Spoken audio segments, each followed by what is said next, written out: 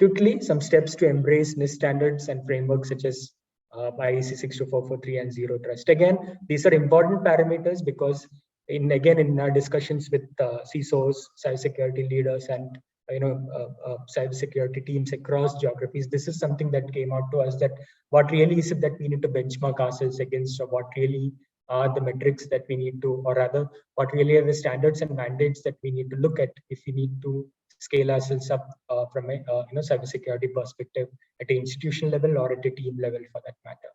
So some of the factors we have identified there as per the mandate, like for instance, for NIST CSF, we can look at a cyber resilience model.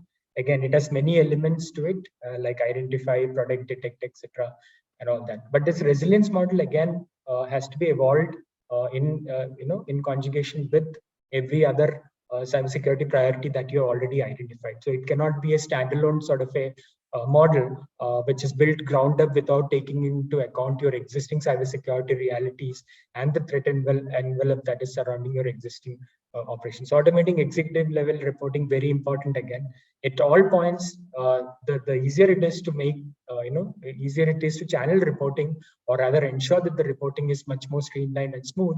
It takes a lot of burden away from your SecOps teams and other teams involved in securing your organization. So for the NIST framework, this is a very important step again.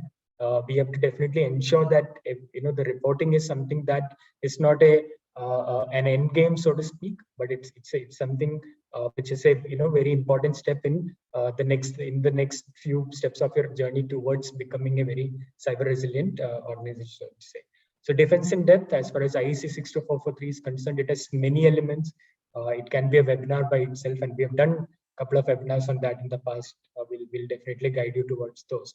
But here again, the most important thing is that network isolation, asset isolation, and ensuring that access from outside or external sort of environments or agents who are not authorized are not allowed. That's an important factor here to note, which is what we've seen in so many cases of OT breaches, where we've seen that these threat actors are able to scan these environments and these ports, and actually they were able to inject malware directly because these ports connected to OT networks were actually accessible from outside. So that is very important for IEC 62443 in summary. And NERCSIP, again, critical infrastructure protection, which a lot of you have already subscribed to. I'm sure you're working on it.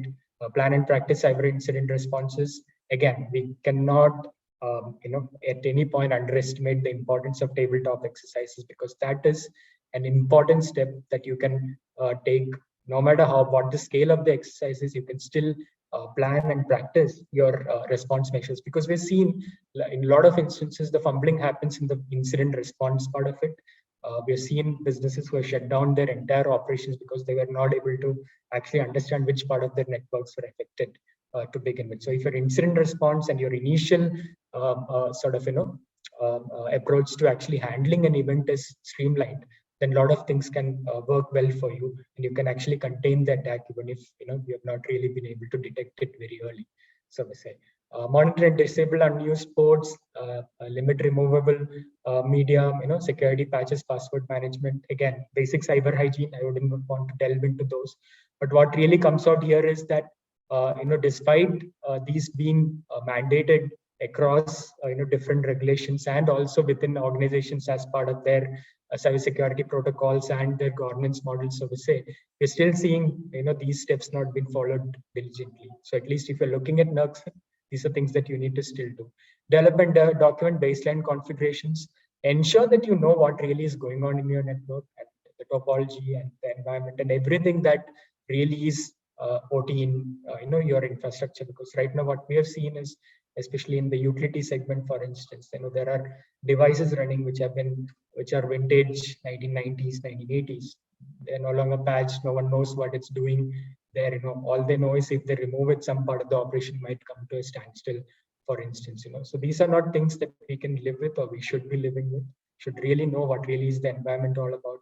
And the baseline configuration should be clear from all perspectives, be it operational, be it from an impact perspective, or be it from a long-term perspective in terms of understanding if an event happens, what really is it that will be impacted